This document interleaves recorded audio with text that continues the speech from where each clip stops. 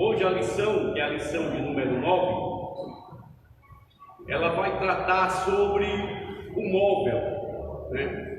Sobre o baú, né? Que a gente pode dizer era um certo, né?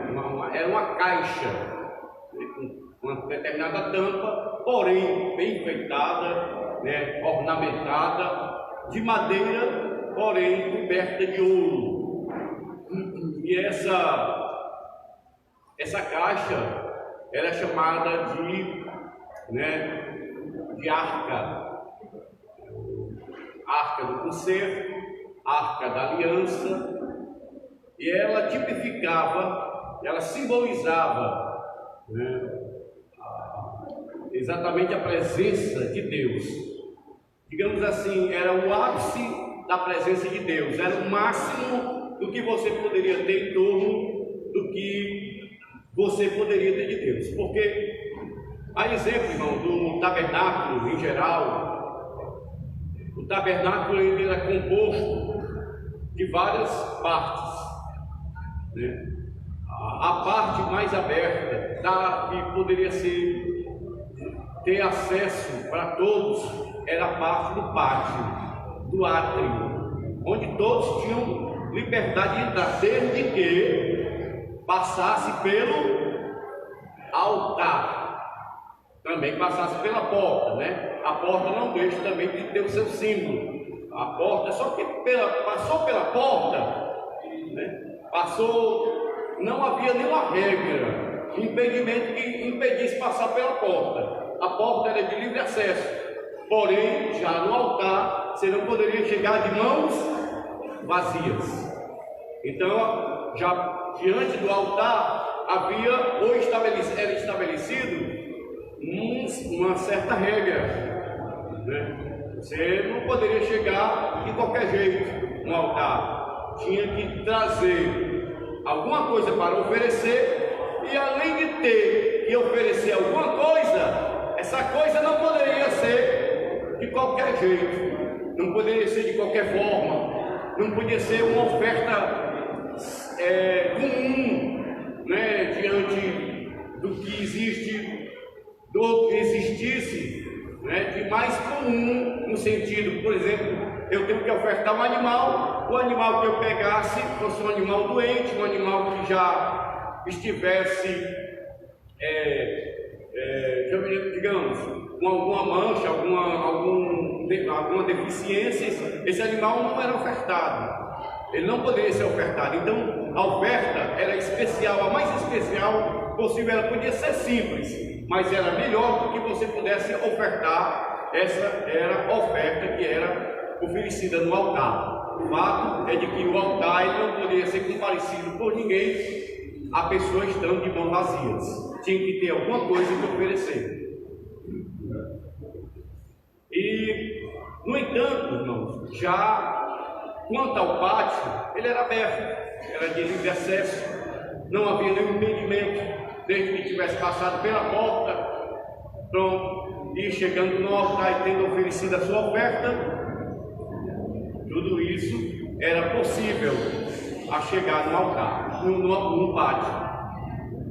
No entanto, quando a gente pensa no pátio, nos átrios, a gente pensando que é tão simples, porque não entrava exatamente no templo, isso não quer dizer que a coisa, obrigado.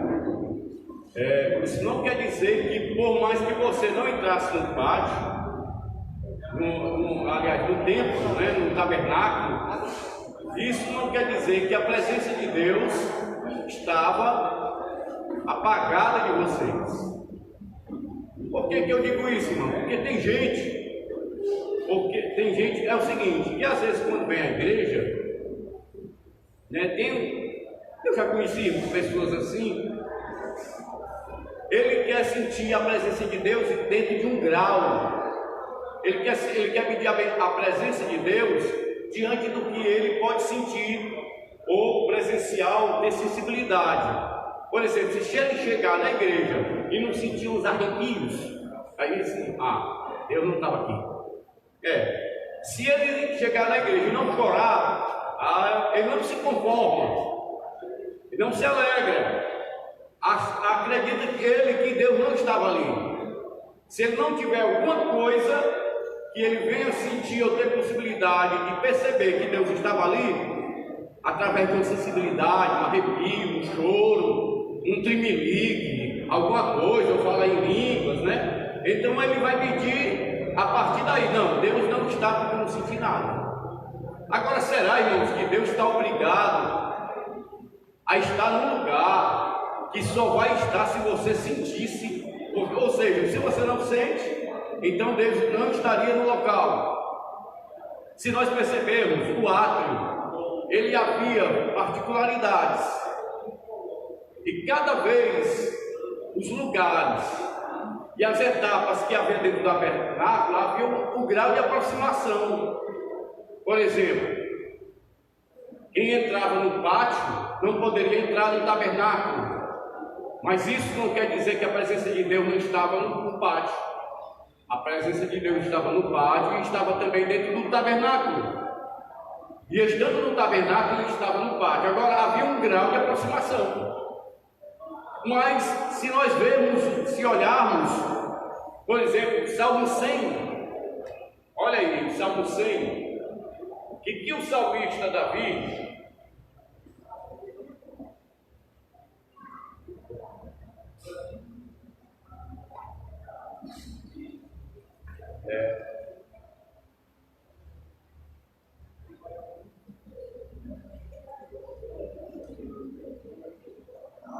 olha aí, o que ele diz? Salmo 100, versículo 4, ele diz: entrai pelas portas dele com louvor, e em seus atos com os hinos, e louvai e bendizei o seu nome. Ele está falando dos átrios. O átrio, irmãos, por mais simples que fosse, eu parecesse ser, era um lugar sagrado, e ninguém poderia entrar nele de qualquer forma. Olha a forma como Davi fala e se expressa a respeito do átrio. Ele fala de uma forma que ele diz com tanta alegria: entrai com hinos, com louvores, com adoração. Era um lugar que, digamos, só era reservado para o povão. Mas esse lugar, irmão, era um lugar de extrema alegria, era um lugar de extremo prazer, e não dependia de eu achar que só Deus estaria ali se eu tivesse que sentir alguma coisa. Por exemplo, a exemplo de Jacó, ele estava em um lugar que ele teve um determinado sonho, e ele só veio saber que Deus estava ali através do sonho que ele teve. E ele não sentiu nada, irmãos. Ele apenas teve a certeza de que Deus estava naquele lugar a partir de um sonho. Aí ele diz, e o que ele diz? Ele diz: olha, Deus estava aqui, eu não sabia. E ele chama aquele lugar de Betel, casa de Deus. Deus estava aqui, eu não sabia. Então, Deus não está dependendo de estar em um lugar só se eu sentir. Não, você pode estar aqui nesse lugar, Deus está presente, e você ficar triste do começo ao fim. Mas isso não impede de Deus estar aqui porque você está triste. Outra manifestação da presença de Deus, que Deus esteve num lugar e alguém não percebeu. Elias esperava uma manifestação de Deus através de algo extraordinário, e houve manifestações, digamos assim, catastróficas, né? Algo assim tremendo. E ele diz que aquelas manifestações que ocorreram, Deus não estava naquilo. E é exatamente quando de repente soa uma brisa suave, algo tão calmo, e veja bem que a forma do profeta Elias lidar com a manifestação de Deus geralmente era com fogo, era com alguma coisa assim acontecendo de forma, né? A falta de chuva era algo relacionado à natureza, ressuscitando gente, era algo assim tremendo. E quando de repente o que ele percebe é que houve um redemoinho, houve alguma coisa parecida com um terremoto, mas Deus não estava ali. algo que fez a terra tremer, algo que fez até estremecer as suas estruturas, mas Deus não estava ali. E de repente ele percebe que Deus se manifesta de forma serena, de forma meiga, de forma suave, diante de uma brisa suave, onde ele não esperava que Deus se manifestasse. Então, o tabernáculo, irmãos, ele tem esse grau, ele tem esse grau. O pátio, os átrios, era um lugar comum, mas Deus estava lá. Era o lugar da presença de Deus. Agora, se alguém chegasse com o sentimento, eu não posso entrar lá no tabernáculo, só vou ficar aqui dentro desse pátio, só vou ficar aqui, eu não estou sentindo nada. Por quê? Porque desfazendo de um lugar, achando que aquele lugar não é um lugar de Deus. E isso aí, irmãos, nada menos é falta de conhecimento. E como nós estamos tratando sobre a Arca da Aliança, algo que ocorreu com a arca, que é muito assim, às vezes até intrigante, a gente compreender como uma pessoa que por demonstrar zelo, um certo cuidado com essa arca, com esse material, com esse objeto sagrado, acabou sendo morto e fulminado. E não foi por alguém não, irmão, foi por Deus. Foi por Deus, foi Deus que matou. Não foi Deus que matou. Na verdade é essa. Foi Deus. Deus fulminou ele. Agora, e assim, a gente fica pensando, como é que Deus tira a vida de alguém quando essa pessoa está demonstrando zelo pelas coisas de Deus? A gente vai comentar um pouco mais na frente. Bom, irmãos, como nós estamos tratando sobre o tabernáculo, eu queria chamar a atenção dos irmãos para Gênesis capítulo 3, versículo 8.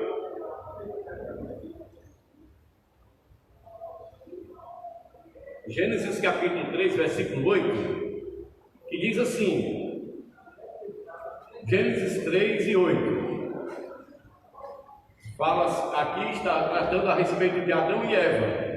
E ouvi uma voz do Senhor Deus, que passeava no jardim pela viração do dia, e escondeu-se Adão e sua mulher da presença do Senhor Deus entre as árvores do jardim. Amém? Então, aqui, irmãos, logo de início, tratando sobre a criação, sobre aquilo que Deus fez, uma das coisas, Deus, que é uma verdade, é que Deus, ele sempre quis se relacionar com a sua criação. A criação nunca esteve à parte de Deus. Quando ele fez o homem e ele fez a mulher, ele não fez o homem e a mulher para viver isolados da sua presença. Eu sou tão sagrado que eu não vou me manifestar o homem e a mulher. Não, Deus não fez isso. Deus não fez isso. Primeiro, sempre foi da vontade de Deus ele querer, ele desejar, de sua vontade, se relacionar com o homem e com a mulher. Então, não é do homem, não é da mulher talvez querer se relacionar com Deus, querer ter comunhão com Deus. Isso pode nascer em um homem por causa do Espírito que é posto no homem e a necessidade que ele tem de Deus. Mas essa é uma prioridade de Deus, é algo que parte de Deus. É tão certo que o homem, mesmo no pecado, Deus sabia que Adão e Eva haviam pecado, que haviam cometido um pecado, o pecado da desobediência. Mas mesmo assim Deus vai em busca de ter um relacionamento, um encontro, como todas as tardes Deus tinha com o homem e com a mulher. Agora eles, devido à situação pecaminosa, devido à desobediência, eles trataram-se de se esconder. Mas Deus sempre foi de sua vontade querer se relacionar com o homem. Amém? Então, a verdade é que quando o tabernáculo foi feito, foi para essa finalidade. Quando Deus resolveu se manifestar para este povo, para quem ele tinha uma promessa, quando eles estavam no Egito, Deus os tirou de lá fez cumprir a sua promessa que ele havia feito, tendo eles passado 430 anos sobre uma ferrenha escravidão. E diante desse momento, quando Deus os tira para fora da terra do Egito, Deus providencia para que este povo, em meio a uma caminhada que durou 40 anos, mas Deus disse, esses 40 anos, mesmo de tanto sofrimento, em meio a tantas tribulações, em meio a tantas dificuldades, mas vocês terão com certeza a minha eterna presença com vocês. Então, diante mesmo da situação, por mais ruim que pareça ser, da história que nós conhecemos, da trajetória de Israel, de sua saída da terra do Egito, Deus mostrou e manifestou a sua presença com este povo. Amém? E diante disso, vamos ler a introdução sobre o tabernáculo. E qualquer pergunta, né, se eu não souber responder, nós teremos o pastor Samuel, né, domingo, para esclarecer. Qualquer pergunta que eu anoto que eu não souber. Os irmãos resolveram fazer pergunta fácil, né? Amém? Amém? Glória a Deus. Pois lá. A introdução. Até aqui analisamos de maneira compartimentada o espaço do tabernáculo. Passamos pelo pátio, pelo lugar santo e pelo lugar santíssimo. Agora encontramos no lugar santíssimo. Nesta lição, o nosso objeto de estudo é a Arca da Aliança, que ficava no Santo dos Santos. Veremos algumas lições espirituais que há em edificar as nossas vidas. Amém? Aí vamos ler aqui do tópico 1, o subtópico 1, os nomes da arca, nomes que a arca recebia. Os nomes da arca, a designação hebraica dada à arca significa cofre, casa de madeira e baú, né? São essas a designação comum, né? Que era exatamente isso mesmo. Nas escrituras sagradas, diferentes nomes identificam esse precioso objeto: a arca de Deus, a arca do Senhor, a arca da aliança, a arca do testemunho. Não consta aqui, mas também tem arca do concerto, certo? Era a peça mais valiosa e importante do tabernáculo, que ocupava o primeiro lugar da vida espiritual de Israel. Amém? A arca, irmãos, ela tinha um objetivo tão importante que, digamos, quando havia uma guerra, que o povo de Israel se sentia confrontado, né, desafiado, e às vezes diante de um inimigo maior, aqui eles não poderiam estar levando o tabernáculo para poder montar e colocar a arca como um sinal da presença de Deus. Eles não tinham essa oportunidade, não dava até tempo, porque na estratégia de guerra, enquanto fosse armar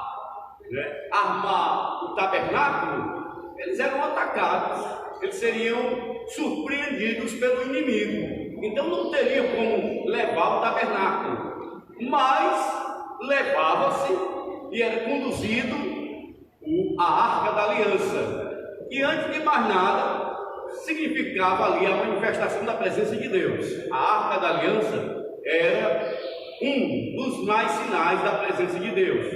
Por que era só mais um dos sinais? Porque, irmãos, até o fogo do altar, que não poderia se apagar, que era para estar constantemente aceso, aquele fogo também era sinal da presença de Deus. Então, tanto o fogo do altar, quanto a Arca da Aliança e os outros materiais, os outros objetos, né, com as suas respectivas, né, as coisas que haviam, por exemplo, a mesa da proposição, com os pães da proposição, né, ou então a luz do candelabro, um seu azeite que não poderia faltar para que não se apagasse a luz do candelabro, tudo ali era sinal da presença de Deus. Só que a arca havia, irmãos, um trato mais específico, havia um trato mais especial. Então, há particularidades na nossa vida, por exemplo, que quando nós passamos a ter mais intimidade com Deus, a gente sabe e tem a ideia de como devemos se relacionar com Deus. Por exemplo, a princípio, os discípulos, quando tiveram acesso a Jesus, eles seguiram a Jesus, digamos assim, até com certo receio. Veja bem que quando Natanael, vamos falar de Jesus para Natanael, olha a forma como ele trata Jesus. Disseram que Jesus era de onde? De Nazaré. Aí ele disse logo assim: de Nazaré pode vir alguma... Olha, irmão, observem como ele está falando, olha aqui, observem. Israel, de novo, galera, de Nazaré pode vir alguma coisa boa? Observe a forma como ele trata. Observar. Quando muitos deles chegaram diante de Jesus, foi com certo receio, mas com o tempo e com a palavra que eles começaram a ouvir de Jesus, eles começaram a ganhar intimidade, começaram a se aproximar, ao ponto de que um dia Jesus fez um discurso tão duro que, se fosse no início, eles tinham deixado Jesus. Era propício, era muito fácil eles terem isso acontecido. Mas quando eles passaram a conhecer, quando eles puderam ter mais afetividade com Jesus, passaram a ter mais aproximação com Jesus, um discurso, por mais duro que fosse, eles não queriam desapegar de Jesus. É tão certo que Pedro, quando, olha aí, irmão, já pensou, porque Jesus chega a dar um discurso bem duro, né? Assim, falar bem duramente. Aí Pedro pede para Jesus maneirar, né? Jesus, todos estão indo embora. Olha aí, irmãos, observe como Jesus vai falar para Pedro. Rapaz, se você quer ir também, vá, pode ir também. Rapaz, foi desse jeito, irmão, foi desse jeito. A gente, aqui eu translitero, porque a gente lê na Bíblia, a gente lê assim, mas Jesus disse para ele: rapaz, está achando ruim? Vai tu também, pode ir. Foi desse jeito, irmão, não foi mais nem menos, não.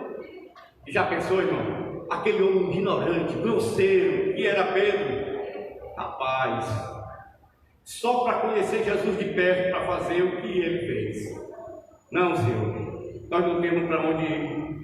Só tu tens palavra de vida eterna. Sabe por que ocorre isso, irmãos? Exatamente devido ao grau de aproximação, de intimidade. O tabernáculo, irmão, era isso. Tinha um pátio, tinha o tabernáculo em si, tinha um santo dos santos. E cada objeto havia um grau de proximidade. Então, quanto mais intimidade nós temos com Jesus, quanto mais aproximação nós temos a Ele, nós passamos a conhecê-lo melhor.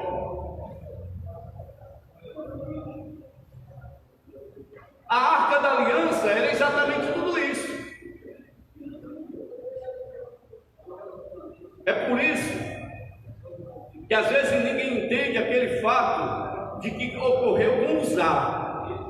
Porque Uzá, irmãos, demonstrou, meu Deus, se eu tivesse ali eu não entenderia também. Davi ficou assim de modo que não sabia nem como explicar o ocorrido. Como é que um homem com devido cuidado, vendo que a arca ia virar, que ela ia cair, e toda a intenção que ele tive foi a melhor possível, irmãos. Tudo que ele queria é que a arca não viesse desabar e cair no chão. E ele estende a mão para que a arca não caísse, se quebrasse, se arranhasse. Mas de repente, com essa atitude, Deus fere e mata a Uzá. A gente consegue compreender isso? Talvez não compreenda. Sabe por quê, irmãos? Porque pelo menos no mínimo, as coisas de Deus têm que ser tratadas com duas coisas que não pode faltar. É claro e objetivo e certo que na vida de Uzá não faltou uma coisa que nós podemos chamar de zelo. Ele teve um tremendo grande zelo. Agora nós podemos dizer, sem dúvida, sem titubear, que ele também lhe faltou o conhecimento. Até Davi não tinha. Porque quando ele descobre o fato do que ocorreu com Uzá, ele percebeu que aquilo ocorreu por falta de que eles já estavam errando por não estarem fazendo de acordo com o Deus tinha dito. É tão certo que eles pegam um livro da lei, viu, irmã Oristina? E eles vão pesquisar, vão buscar para ver aonde eles tinham errado. Então, todo e devido cuidado e zelo que nós podemos ter, se nós não tivermos conhecimento como estamos fazendo, não adianta de nada. Não adianta você dizer que quer bem a Jesus, que acha bom o que ele faz. Talvez os discípulos em suma poderiam dizer isso, mas se você não tiver conhecimento dele, o primeiro grito que Jesus dissesse, vá, você também está achando ruim, você ia. Não quero mais saber nada não, eu vou embora mesmo.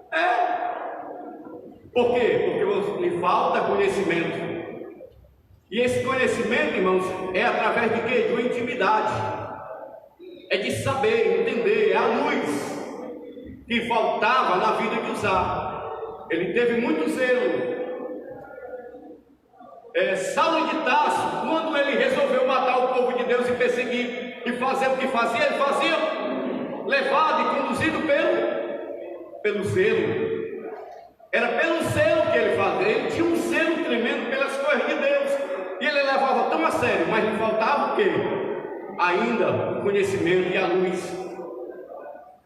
Então, irmãos, nós temos conhecimento e zelo, esse tem que ser imprescindível nas nossas vidas. Nós temos que ter o conhecimento e o zelo, que não pode faltar.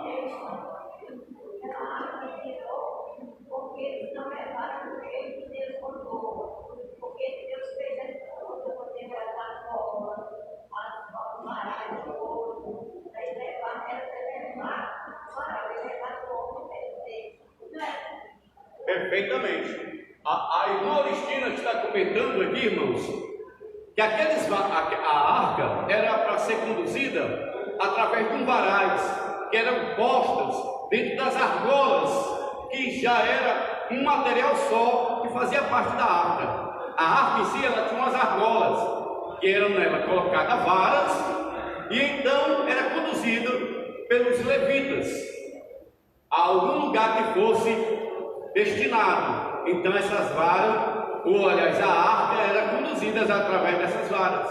O que não ocorreu, eles botaram em um carro de boi, e no movimento lá, aonde o carro de boi, talvez numa pedra, num local acidentado, o que ocorre? O carro de boi ia, teve um declínio, aonde quase ia fazendo virar a arca. E nisso, quando Uzá põe a mão para que não virasse, para que ela não viesse desabar no chão, ocorreu esse triste ocorrido de Deus ferir e matar a Uzá. Você quer dizer que a vida da gente tem que ser conduzida por Deus. Verdade. Não nós mesmos, né? A irmã Oristina está comentando que a nossa vida, através disso aí, desse exemplo que nós temos na Bíblia, tem que ser conduzida por Deus, de fato.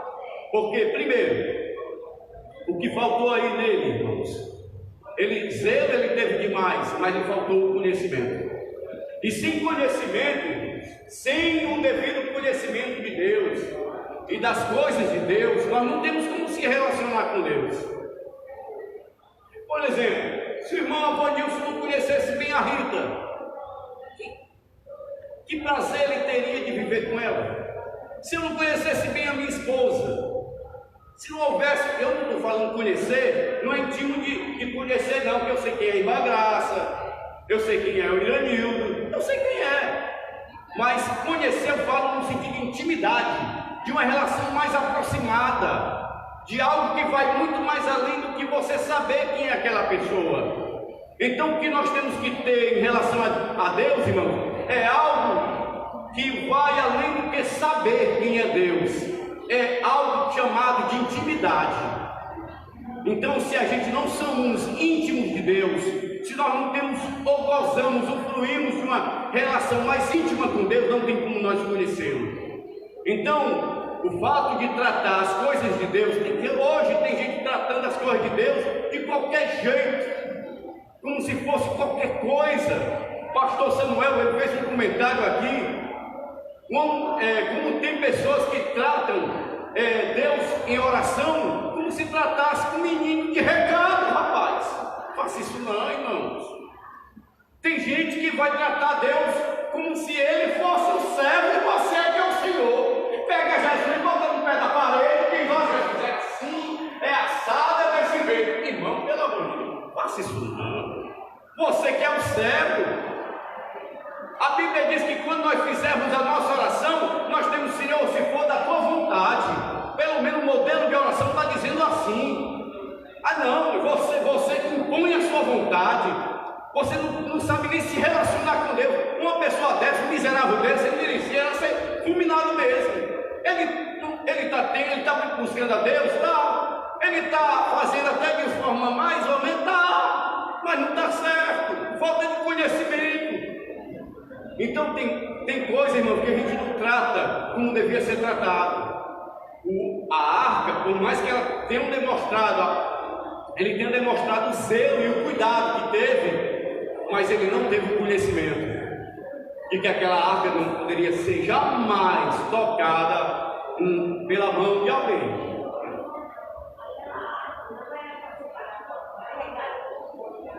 Exatamente.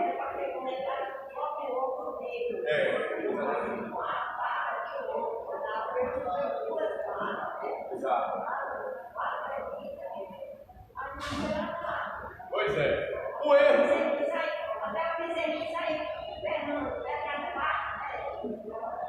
O fato de ter sido fulminado aqui, então era o erro. Só que poderia pegar a arca também poderia ser. Se usar eu não sei de que tribo era, né? Eu não lembro, mas seria, se caso usar não fosse da tribo de Levi, seria mais motivo ainda. Mas o fato de tocar na arca é que não podia. A arca era intocável, irmãos. A arca era intocável. Talvez ainda quem poderia tocar na arca era o sumo sacerdote. O sumo sacerdote. Mas um levita mesmo, ele não teria, principalmente no horário, naquele momento específico em que ela foi conduzida, né? Exatamente naquele momento, e a forma como foi levada, que a irmã Auristina está esclarecendo, ela foi conduzida, levada em um carro de boi, né? E no movimento, realmente, ela ficou à deriva, né? Para um lado e para outro, devido talvez o caminho acidentado que era, não era um caminho talvez plano. Então o erro já começa aí, né? Então a gente, por não tratar as coisas devidamente como devemos tratar, às vezes incorre, irmãos, e nós estamos passando, às vezes talvez nem esteja, sabe o quê? Orando em vão, porque não ora como convém, né? Ora sem saber, né? Trata Deus como se tratasse com um menino de recado. Talvez a nossa relação com as coisas, com a palavra de Deus, a gente tem gente que lê a Bíblia, irmãos, como se consultasse o horóscopo todo dia. Aí ele pega a Bíblia, tira lá um versículo, como é que vai ser? Eu sei já como vai ser meu dia hoje. Tem gente que trata a palavra de Deus como se fosse um horóscopo. O nome de Jesus também está sendo lançado. O nome de Jesus. Inclusive o irmão Vanilson uma vez fez um comentário. comentário que eu nunca esqueci. Eu até serviu para mim, porque às vezes, irmãos, a gente trata até o nome de Jesus, o nome de Deus, o nome de Jesus, dá licença, irmão, não sabe, principalmente quando você está tratando a respeito da pessoa de Cristo. Claro que tem vários Jesus, tem Jesus, eu já vi Jesus ladrão, né? Já vi um Jesus que não tem nada a ver com Jesus, mas aí porque Jesus também era um nome comum, era um nome comum, pessoas também tinham o nome Jesus. Só que quando nós tratamos o Cristo, o Salvador, o enviado de Deus, Jesus, o Salvador, é diferente. Aí você dobra a língua para você tratar o nome de Jesus com reverência, com respeito. Né? A gente não pode tratar o nome de Jesus com piadinha. Aí quer dizer, inclusive havia um comediante, eu não estou ligando uma coisa com outra não, ele sofreu até um acidente, eu não quero ligar a questão dele ter morrido por isso, mas até o nome artístico dele era Espanta, eu não vou nem dizer. Por quê? O que tem a ver, irmãos, tratar o nome de Jesus, né, com piadas, com coisas que não tem nada a ver?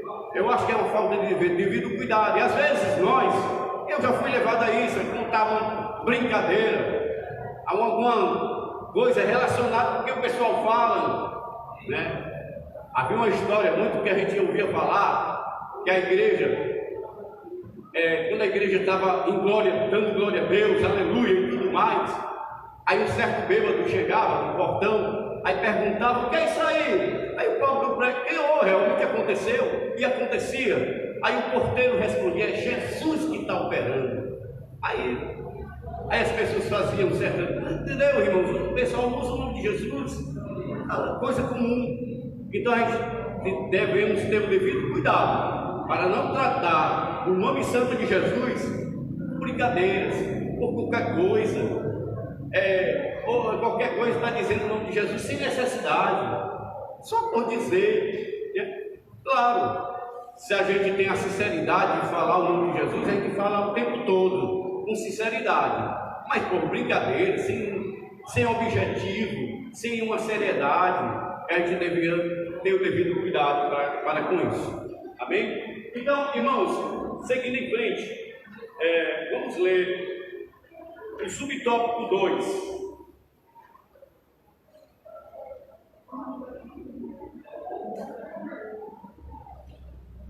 Subtópico 2. A construção da arca. O objeto mais valioso e santo do tabernáculo, a arca da aliança, foi construída de maneira especial, madeira de cetim ou acácia, e revestimento com ouro puro, tanto por dentro quanto por fora. Foram os materiais nobres usados para a construção da peça. Sua forma era retangular, e suas medidas eram de 2 côvados e meio de comprimento, e 1 meio de largura e 1 meio de altura. Aí ele dá aqui também o que seria, né, na nossa medida, né, 1,25 m, 1,25 m, meio, né, 1,5 m, 1,25 m, né, de comprimento, 75 centímetros de largura e 75 centímetros de alturas. Esses são valores aproximados. Como a madeira de acácia não ficava exposta e o que se podia ver era o dourado da arca, a imagem faz uma perfeita tipologia das duas naturezas de Jesus Cristo, verdadeiro homem e verdadeiro Deus. Essa doutrina é uma das mais importantes da fé cristã. Entendeu, irmãos?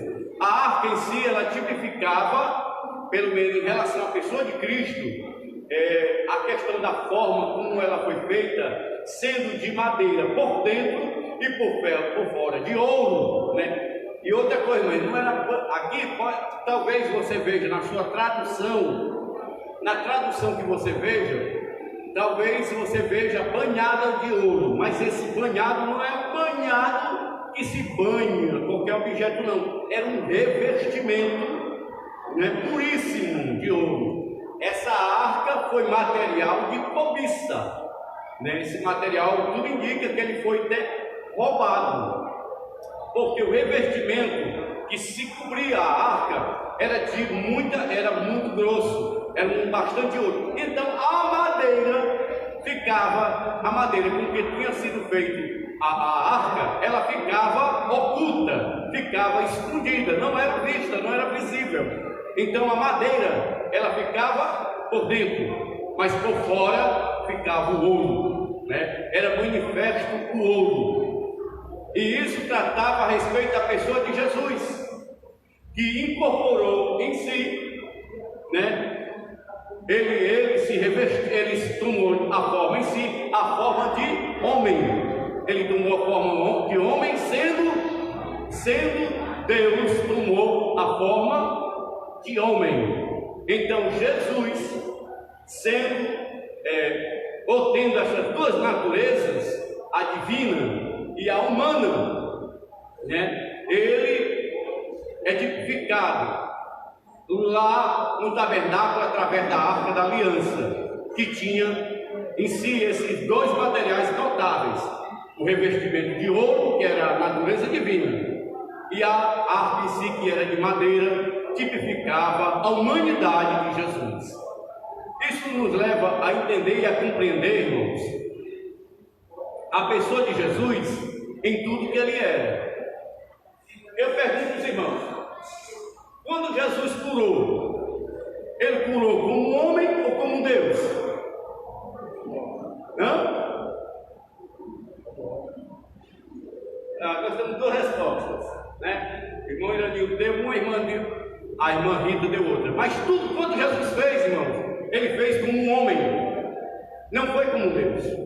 Ele perdoou como um homem, né? Numa escola bíblica dominical, o pastor Samuel falou que Jesus só se colocava como Deus quando as pessoas o adoravam, porque como homem ele não podia receber adoração, então ele se colocava como Deus para receber. Quando as pessoas iam adorá-lo sem ter muito conhecimento, que não poderia adorar o homem. Por isso o pastor Samuel falou para nós na escola bíblica. Certo. Amém. Então, veja bem, Jesus ele não tinha usurpação de ser igual e nem demonstrava ser Deus. Quando Jesus curava, ele mostrava, irmãos, que nós, como também homens que somos, também temos o poder que ele teve. Claro, Jesus sendo Deus, ele fez tudo como homem, ele procedeu com a natureza humana. Ele apenas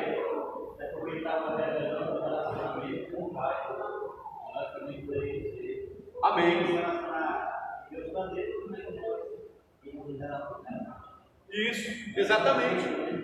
Muito bem. O irmão Avanilson ele está dando uma resposta que eu agora não lembro assim devidamente, mas me parece que está lá, ou é no 8, capítulo 9 de Hebreus. Essa sua resposta aí bate exatamente com esse versículo, mostrando que Jesus procedeu como homem, tudo como homem, agora sem pecado, sem desobediência. Ele agiu humanamente. Jesus, quando curava, quando Jesus perdoava, quando ele manifestava algum milagre, era como um homem. Ele não usurpava, nem demonstrava ser divino, embora sendo.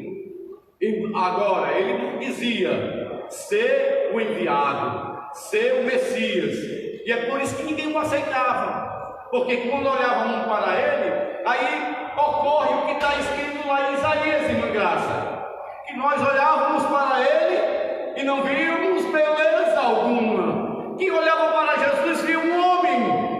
E que homem era aquele que se dizia, por mais que ele dissesse que era de Deus, vindo de Deus, filho de Deus, mas ninguém acreditava, porque nós não olhávamos, não víamos beleza alguma nele, não víamos alguma coisa que dissesse que ele era divino, que ele era de Deus, que procedia do alto, porque não havia nada que indicasse. E principalmente nos momentos que você poderia ver Jesus cansado, dormindo, talvez você chegar, esse aí é Deus, você não poderia aceitar. Hoje, quando nós dizemos que somos santos e salvos, aí como é que eles dizem com a gente? Comedor de farinha de feijão, vocês? É desse jeito. Quem poderia dizer para Jesus, cansado, dormindo, ele aí? Quem visse Jesus com um prato de comida, comendo Talvez olhasse assim, ele aí, isso aí é filho de Deus, conversa. Rapaz, ninguém acreditava numa história dessa, irmãos. E olhasse para Jesus vendo humanamente. Não havia nada que pudesse dizer que Jesus era Deus. Foi negócio, né? Vai falar? Tá certo. Pois bem, né? Então é isso, irmãos. A gente, por isso que temos que ter o conhecimento que vinha de Deus. Exatamente isso que ocorreu. Esse momento que Pedro teve com Jesus, aqueles momentos, né, lhe custou, irmãos, o conhecimento de ele saber com quem se estava se tratando. Quando Jesus resolveu chegar a falar mais tudo com ele, ele disse: não, Senhor, eu não tenho para onde ir, não. Eu prefiro ficar contigo. Meu irmão vindo carando, meu irmão o Senhor me exortando, não gosto batendo em mim, mas eu prefiro ficar com o Senhor. Por quê? Conhecimento, irmãos. Conhecimento. Temos, por exemplo, a união de um casal. Na união, quando existe o perfeito conhecimento, o homem conhece a mulher, e conhece o homem, conhece a mulher, e a mulher conhece o homem, eles vão conhecer a fraqueza um do outro. Eles vão perceber: rapaz, a minha mulher, que isso? O meu esposo é desse jeito, mas sabe uma coisa? Percebe, mas prefiro ele. Por quê? Porque tem um conhecimento, tem intimidade. É como nós quando temos Jesus, irmãos. Aí a gente diz: mas nós, Jesus, tem alguma fraqueza? Não tem a fraqueza de dizermos que Jesus, mas tem os momentos que talvez nós achamos que Jesus está longe, que Deus está alheio às nossas necessidades. O povo no deserto, quando passaram por certas dificuldades e por situações, irmãos, tinham momentos que eles pensavam que Deus estava distante deles, que Deus não olhava para eles. Eles viam que seria talvez suposta fraqueza de Deus, né? Que até a fraqueza diz que, lá o apóstolo Paulo diz que a fraqueza de Deus é mais forte do que a força dos homens, né? Então, isso que supostamente nós podemos olhar e ver em Jesus, por exemplo, talvez uma fraqueza de Jesus, que não é fraqueza, mas vamos dizer aqui, aceitar, acatar.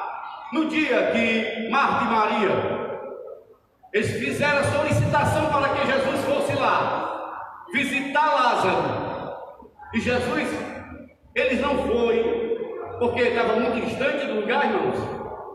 Porque foi, irmão, assim. Sim, não, era para atender a Lázaro, né? Chamado de Marta e Maria, e ele não foi. Por que pergunta aos irmãos, por que Jesus não foi atender o pedido de Marta e Maria para ir curar a Lázaro? Lázaro estava doente, não estava morto, estava apenas doente. E Jesus foi chamado, solicitado por Marta e Maria. Por que Jesus não foi?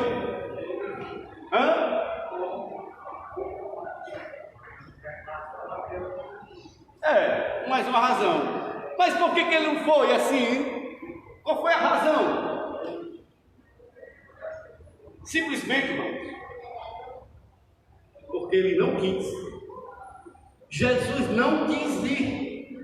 E é por isso que nós temos que aprender a, quando for orar, nós dizemos: Senhor, se for da tua vontade. Porque se não for da vontade de Deus, acabou, irmão. Ele não quis ir. E se ele não quer, pronto. Se eu peço alguma coisa e Deus não quer me dar, e aí? Vou ficar de mal? Não vou querer mais nada com Jesus? Vou ficar ficar bicudo com raiva de Jesus? Jesus, pronto, não tem mais. Pois é, não dou mais glória e não dou mais aleluia. Se Jesus não quer fazer, irmãos, e aí? Marta e Maria tinham chamado Jesus. Jesus resolveu não querer ir. Não vou. Entendeu, irmãos? Então, agora, claro que ele tinha um propósito maior. E ele é tão certo, irmãos, quando ele foi solicitado, aí um momento momento bem mais adiante, Jesus diz para os discípulos: olha, Lázaro dorme. Só que os discípulos pensavam que era dormir do sono.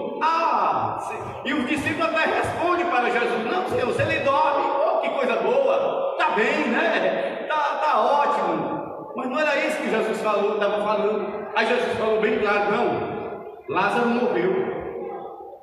Talvez os discípulos, tomando conhecimento que Jesus tinha sido chamado. Olha, irmãos, vamos lá. Epa, Lázaro era amigo de Jesus, irmãos. Era amigo. E era amigo chegado mesmo, era amigo próximo. Oi? A família era assim. Mas Lázaro, como homem da casa, né, talvez até o mais velho, primogênito, era amigo íntimo de Jesus. Jesus não foi lá para curá-lo. E depois, lá mais na frente, Jesus diz: olha, Lázaro morreu. E quando Jesus resolve ir, irmãos? Depois que ele estava morto. Então, diante desses momentos que nós conhecemos, o lado, né? Talvez esse momento que a gente pensa que Deus está alheio, que Deus não está nos vendo, que Ele não se importa conosco, são momentos como esse. Mas Ele permitiu que isso acontecesse, fez assim para que o milagre fosse maior. Porque quando Ele foi lá, não foi apenas agora para curar um homem que estava enfermo, mas agora foi para arrancar do sepulcro um homem que há 4 dias já estava até fedendo já estava se decompondo. Que o pessoal, até as irmãs de Lázaro disseram: não, Jesus, não, vai deixar do jeito que está, já está fedendo mesmo. Como ela está com 4 dias de morte, Jesus, tu já chegou tarde. Pois é. E nunca, irmãos, nunca coloque alguma coisa que você está colocando diante de Deus como tarde, porque Jesus ele só chega na hora certa. Nem chega antes, nem chega depois.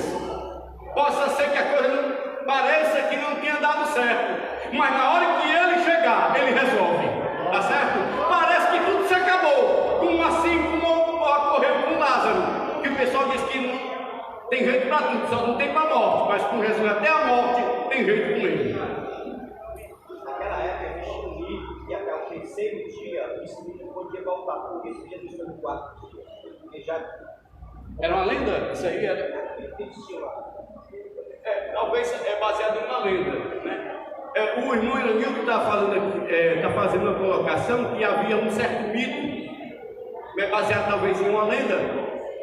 Eu não sei se os discípulos acreditavam nisso, mas se era que até o terceiro dia, um espírito de alguém que havia saído por causa da morte poderia voltar ao corpo do falecido. Mas é um mito, né, irmãos? E não há nada comprovado, no mínimo, né, para esse fato. É uma lenda. Eles acreditavam na época lá, por isso Jesus foi no 4º dia. Agora é assim, quando a gente fala desse mito, quando o irmão Leonildo aponta, veja bem, os sacerdotes, a classe eclesial, né, os sacerdotes, que a maioria faziam parte. Os saduceus não acreditavam na ressurreição, nem na ressurreição não acreditavam. Como é que né? Pois bem, irmão, vamos seguir adiante.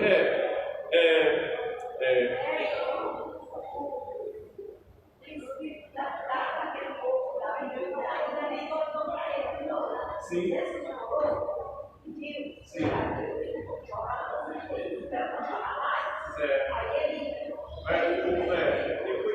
Aí foi até mais próximo. A viúva, filho da viúva de Naim, verdade. Jesus toca no esquife e o homem se levanta, verdade. Esse é mais um exemplo que a irmã Original está apontando de que Jesus ele faz milagre, vencendo a própria morte, né? Olha, o subtópico 3, tópico 1, diz assim: é o símbolo das duas naturezas de Cristo. O ouro simboliza a divindade de Jesus e a madeira a sua humanidade, símbolo da plenitude da presença de Deus entre o povo judeu. A arca aponta para uma verdade revelada no Novo Testamento acerca do nosso Salvador, porque nele habita corporalmente toda a plenitude da divindade. Ou seja, Cristo é o Emanuel, isto é, o Deus conosco, o Verbo que se fez carne e habitou entre nós. O apóstolo Paulo ainda escreve, e sem dúvida alguma, grande é o mistério da piedade, aquele que se manifestou em carne. É uma verdade consoladora saber que hoje temos, à destra de Deus, um sumo sacerdote que sabe o que se passa com a nossa vida e ainda se compadece por ela. Portanto, não hesite em chegar ao trono da graça com confiança, muito próximo daquilo que o nosso amado irmão Vanilson fez colocação. Exatamente.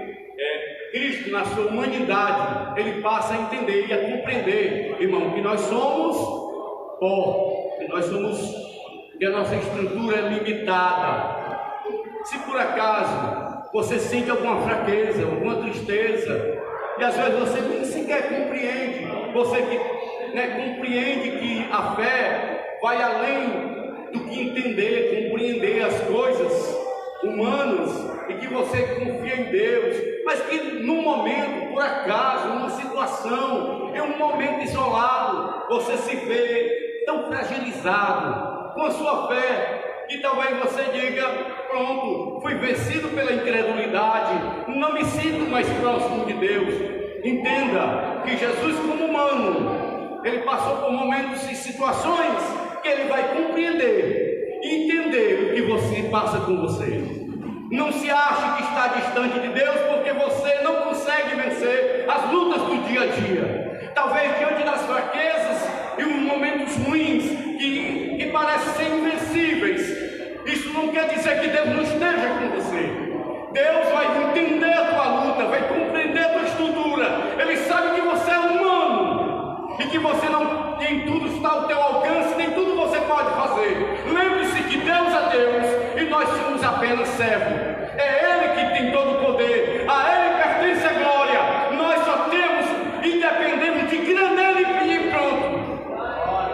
Entendeu, irmãos? Então aquilo que nós não podemos fazer, é Deus que faz. Exatamente no caso de Jesus, quando estava lá na casa de Marta e Maria para ressuscitar Lázaro,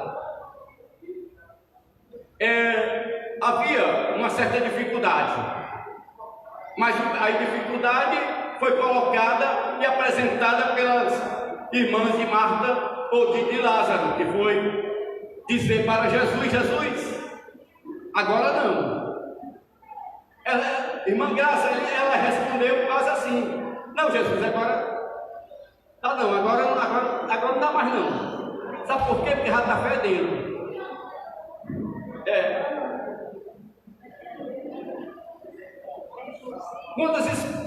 Agora veja bem, quantas desculpas, Jesus, nós estamos colocando diante de Deus? Será que a gente não pode pagar o preço do fedor? Você não quer não se arriscar a sentir uma catingazinha? Para ver o poder de Deus, você não se arrisca não a sentir um fedorzinho não? Para sentir a manifestação da presença de Deus, você não se arrisca não a sentir ou a presenciar um fedor, um odor ruim? Elas não queriam, não, Jesus, o homem já está fedendo. Então a gente mesmo é que colocamos as dificuldades diante de Deus, porque às vezes nós estamos vendo mais a dificuldade do que a manifestação do poder de Deus. O tabernáculo, irmão, quando ele foi feito, foi exatamente para que o homem pudesse se relacionar com ele. Mas o homem sempre achou de fazer do jeito dele. É tão certo que aqueles filhos de Arão, que quando foram acender o altar de qualquer jeito, eles foram fulminados. Porque a gente sempre só quer a coisa, sabe, irmão, mais fácil. Não estou dizendo que nós temos que pagar o preço daquilo que Jesus fez. Aquele preço só quem paga é Ele. Mas nós temos certos preços, irmão, a pagar. Tem coisa que nós temos que sofrer para poder vencer. Mas o fato é que nós não queremos pagar o preço, irmã Graça. Nós não queremos sentir uma dor na unha.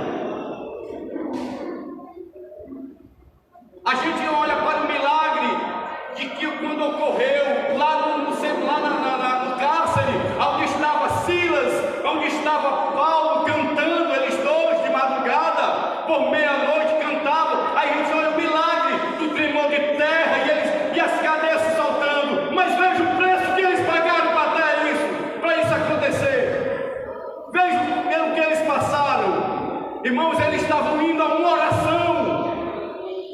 Eles estavam indo a uma oração. Sabe o que foi que aconteceu? Simplesmente porque Paulo, na ousadia, na autoridade do Espírito Santo, olhou para uma macumbeira e disse: eu te repreendo, Satanás. E lá a mulher ficou liberta daquele espírito imundo, e por aquilo, irmãos, ele foi levado a uma praça, em meio à multidão, todo mundo olhando, tanta gente vendo, foram despidas suas roupas, e tome chicote. Irmã Graça, tem coisa mais vergonhosa? A pessoa, eu pego aqui o Emanuel, fica de pé. Aí eu pego aqui e tiro a roupa dele, irmãos, deixa o homem só de cueca. Já é vergonhoso. Já é vergonhoso. E agora, no meio da praça pública, todo mundo vendo, tome chicote. Obrigado, irmão Manuel. Entendeu, irmãos? Então a gente vê muita bênção, mas não precisa ser pago, ninguém quer ver. A gente vê o cárcere se tremendo, as cadeias se soltando, Paulo e Silas cantando, mas veja antes, veja o que eles passaram para que isso acontecesse. Mas por isso nós não queremos, irmãos. Pelo amor da luta a gente não quer vencer, a gente não quer a vitória. Ai não, eu só quero a vitória, mas a dor eu não quero sentir. Toda luta, irmão, toda vitória tem uma luta antes. E a gente às vezes temos que pagar o preço. Sabe qual o preço? O preço do silêncio. Da humildade. Que a gente tem a mania de soltar a língua e falar o que quer. Aí não quer pagar o preço com silêncio. Não pagamos o preço com oração. Não pagamos o preço louvando. Porque dizer aqui até é fácil, irmão. Eu dizer aqui, quando você estiver na luta, cante, louve. Mas quando eu estou, será que eu estou cantando? Será que eu estou orando mesmo? Eu estou mandando os irmãos cantar, mas será que eu canto? Será que eu louvo? Será que eu adoro a Deus quando eu estou na luta? Dizer é fácil, irmãos. Então tem gente, irmãos, é isso. O tabernáculo, irmãos, era um lugar onde havia a presença de Deus, mas a gente sabe, e a gente vê, por exemplo, para chegar no tabernáculo, ninguém podia chegar de mãos vazias. Você quer, se tinha, o mais simples que fosse, né? Pobre, mas você tinha que levar a sua oferta. Era só um par de rolinhas, mas tem que levar. Chega de mão vazia, não. Aí, tem gente que quer adorar a Deus, irmãos, de qualquer jeito. Não quer sentir, não quer passar por nada. Não existe isso. Eu não estou falando, irmão, que a gente pagar o preço daquilo que Jesus fez por nós, que aquilo ali não se pagava. Pelo pecado que eu cometi, pelo pecado pelo qual você era escravo, que você estava condenado à eternidade. Esse aí você não paga, não. Pode ser pecadão, esse você não consegue pagar por essa culpa. Agora, por determinadas situações na vida, a gente pagamos o preço para podermos vencer, irmãos. Os discípulos que nós vemos fazendo milagres, fazendo maravilhas, sendo usados por Deus, eles pagaram o preço. Veja bem o que aconteceu com Paulo. O apóstolo Paulo, a forma extraordinária como Deus chamou aquele homem. Mas ele, para ver tudo aquilo ali, irmãos, ele passou por um bocado. Se a gente vê a história de Paulo, onde ele diz que passou por privações, por um naufrágio, calúnias, perseguições, irmão, escassez, por fome, e em tudo ele estava conformado. Ainda diz assim: tudo posso naquele que me fortalece. Irmão, não é brincadeira não. A gente viver assim, viver nessa expectativa de fé, irmãos, pensa bem, vamos pensar bem. Que tipo de vida que nós estamos levando? Que tipo de adorador é você? Você é adorador só quando está tudo bem? A Bíblia diz que Jesus busca os adoradores que o adorem em espírito e em verdade. Adorar em espírito e em verdade, irmão, é adorar em todo momento, em todo instante, e é de verdade mesmo.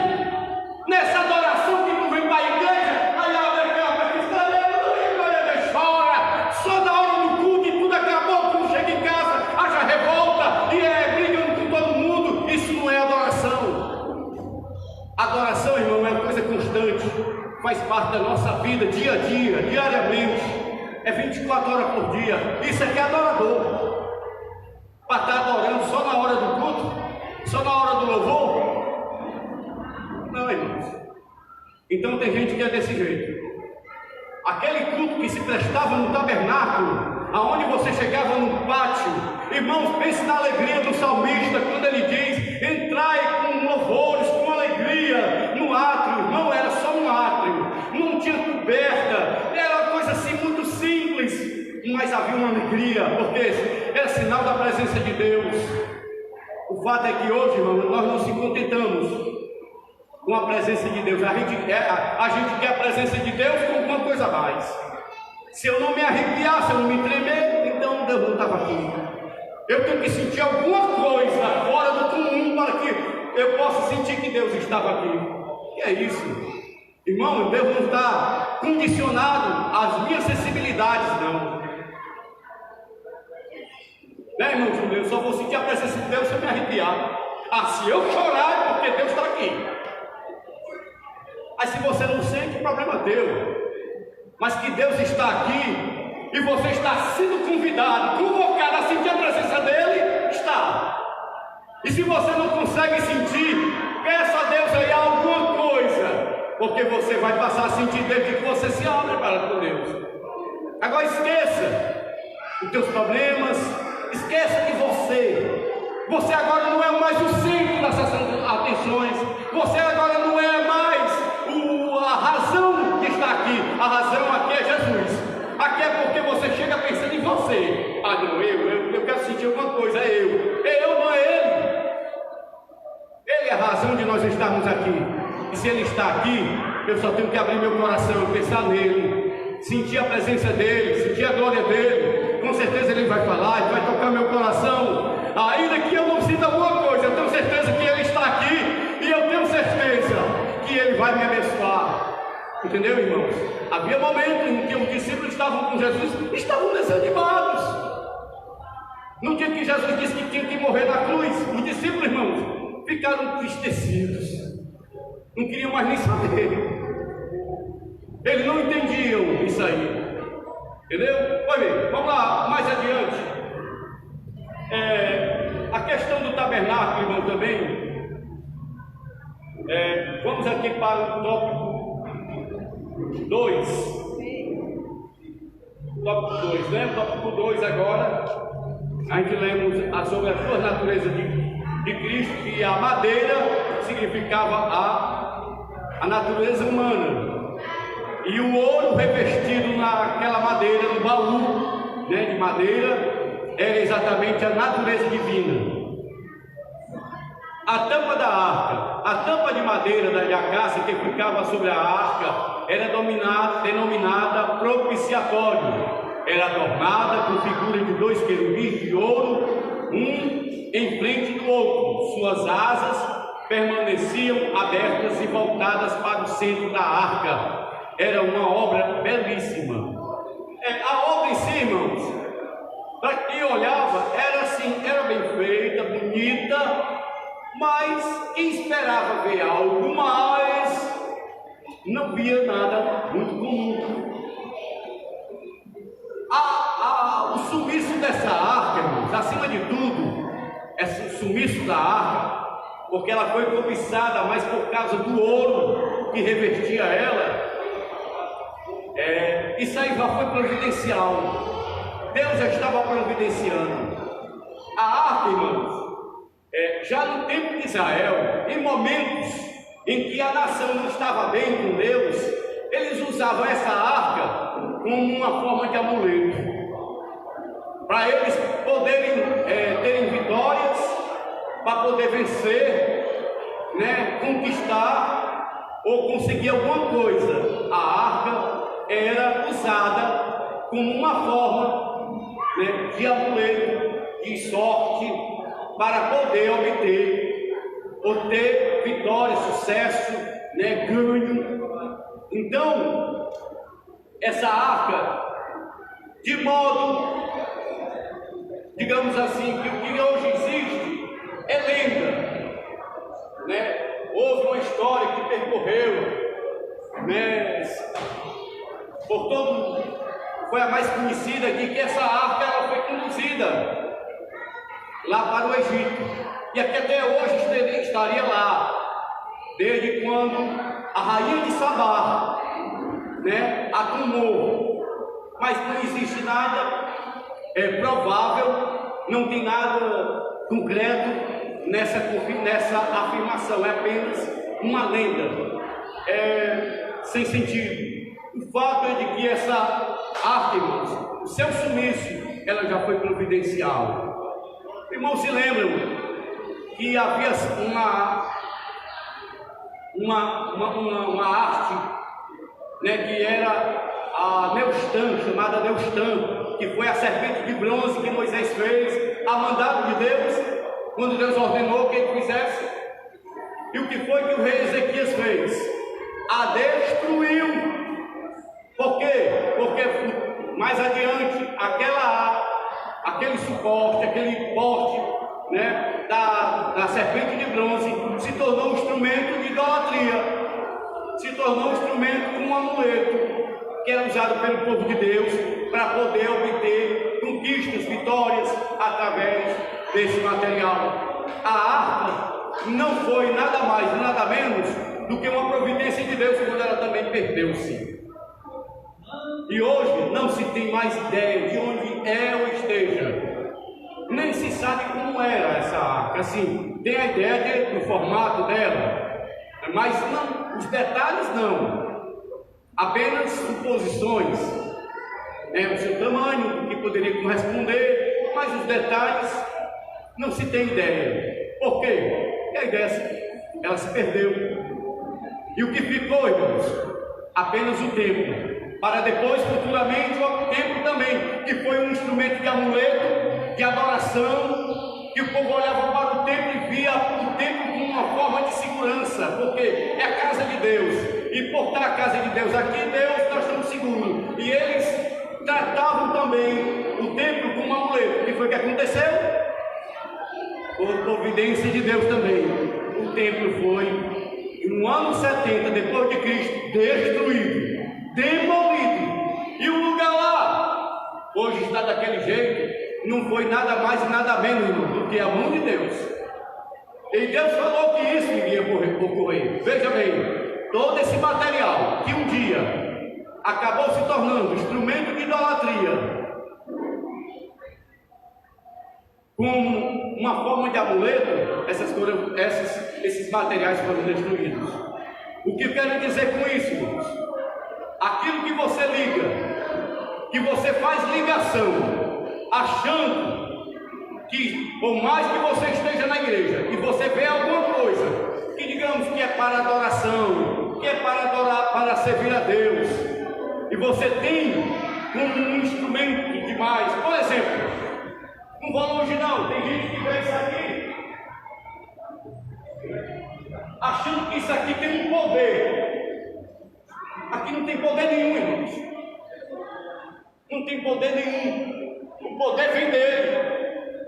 Mas tem gente que atribui que o azeite, nenhum de bote óleo na minha cabeça, para fazer isso, faça aquilo.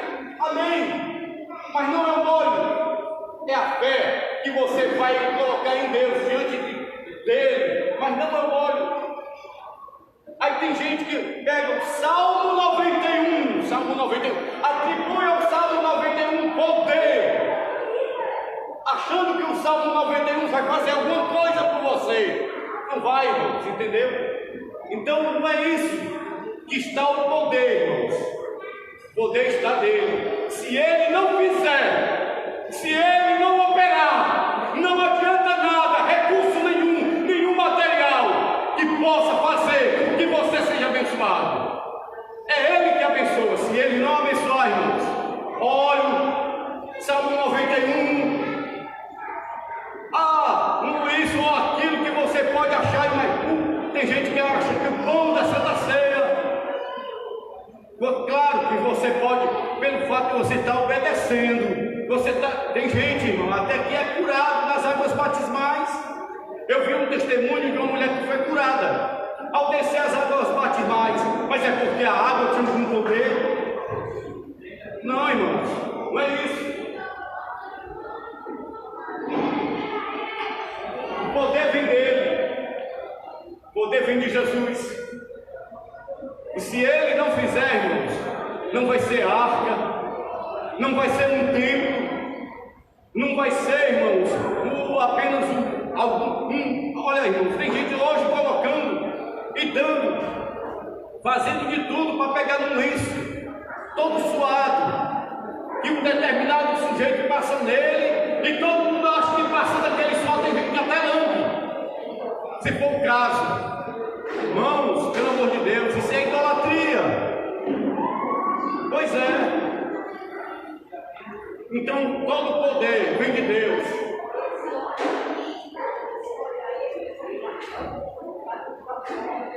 Exatamente.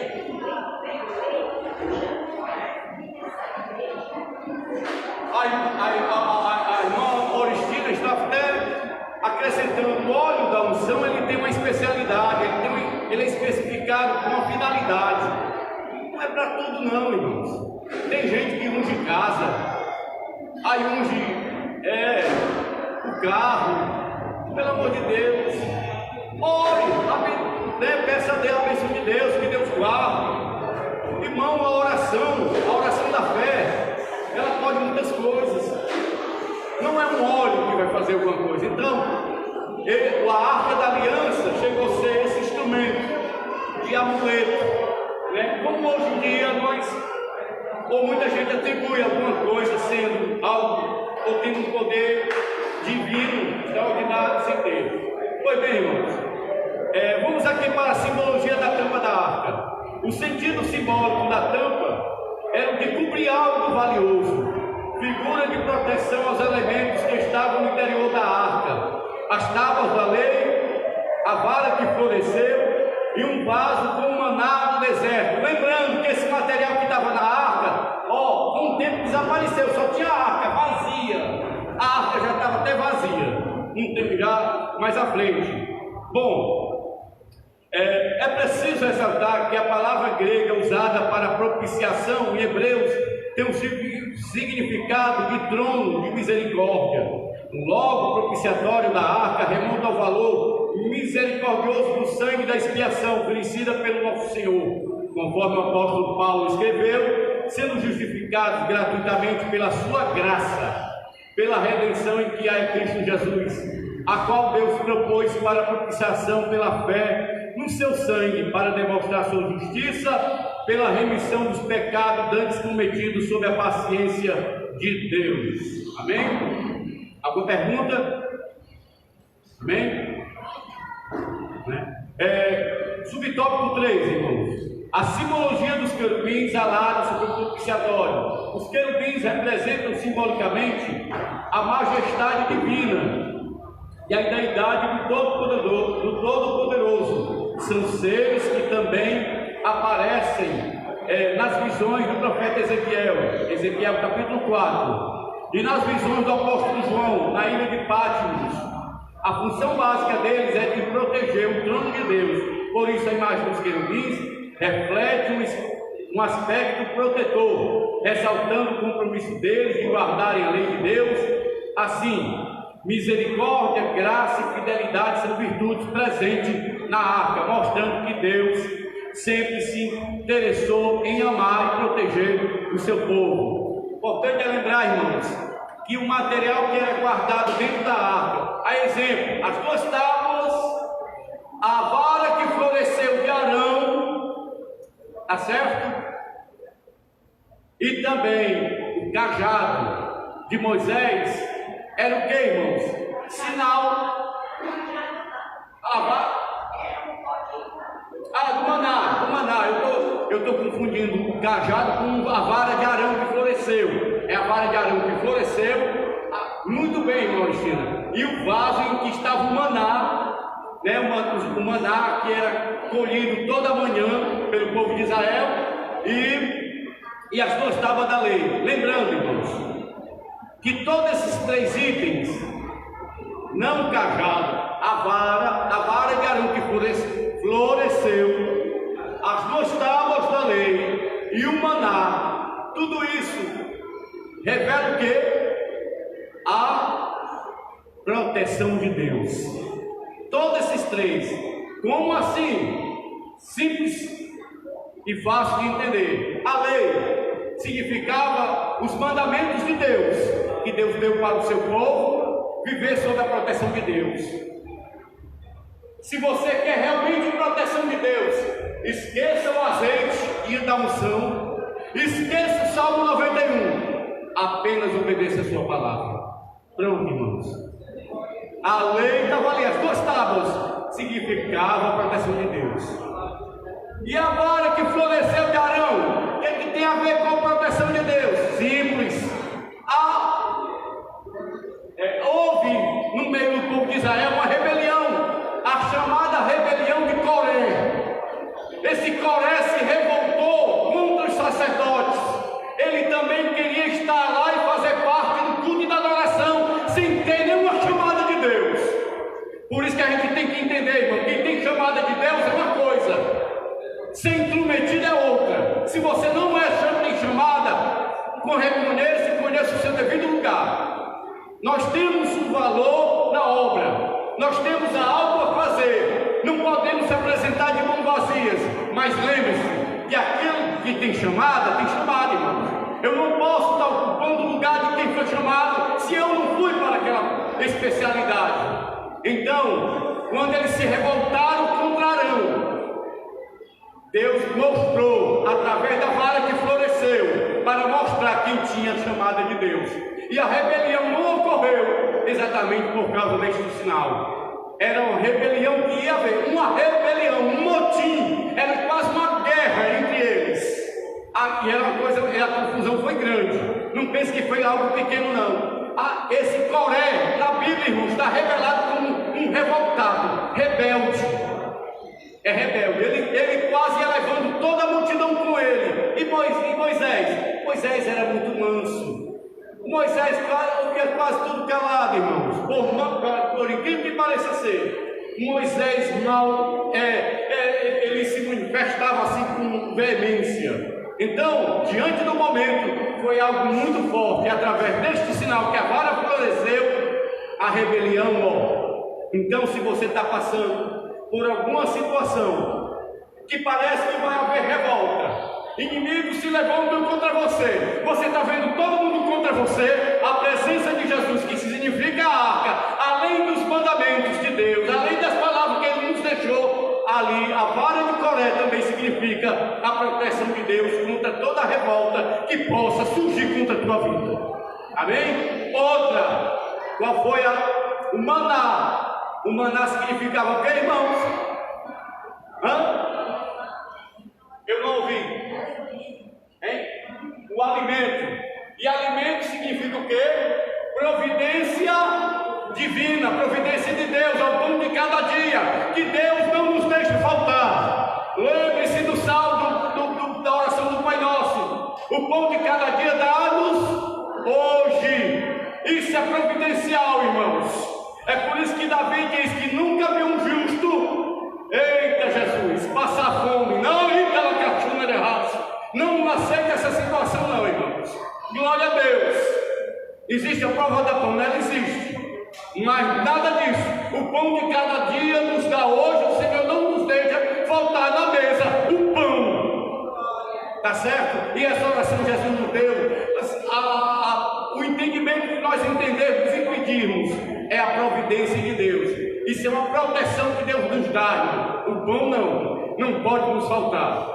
O pão de cada dia, essa é uma promessa de Deus. Então, todas essas três coisas, irmão, significa providência de Deus, a proteção de Deus em tudo isso aí, a proteção exatamente através da vara a vara de Arão que floresceu, né? O maná, que significa a providência de Deus, o pão de cada dia que Ele nos dá e não deixa faltar, e também a sua palavra. Porque para você ter vitória, para você ter proteção, esqueça os amuletos, esqueça a oração que você pode receber, obedeça a sua palavra de Deus.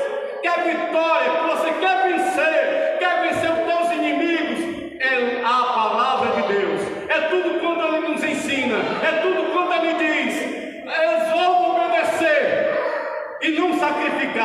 porque você vai ter vitória. Entendeu, irmãos? Então, a gente às vezes temos a tendência de pegar o caminho mais comprido, o mais longe, o mais distante, quer pegar atalho, no final das contas, não chega a lugar nenhum. Sabe por quê? Porque a gente quer o caminho fácil, irmãos. A gente quer o caminho do versículo que a gente lê por dia. A gente quer um lenço que passa na nossa cabeça todo suado. A gente quer apenas um pingo de azeite na nossa cabeça. A gente quer ir só a oração da vitória e final das conversas. A gente não quer pagar o preço da conversão. A gente não quer obedecer a palavra. E é por isso que a gente acaba sofrendo e apanhando e não tendo vitória nenhuma. Porque a gente entra pelo atalho. E no atalho não leva, não chega a lugar nenhum. É por isso que estavam esses três elementos na arte, irmãos. Vamos tomar o caminho da obediência.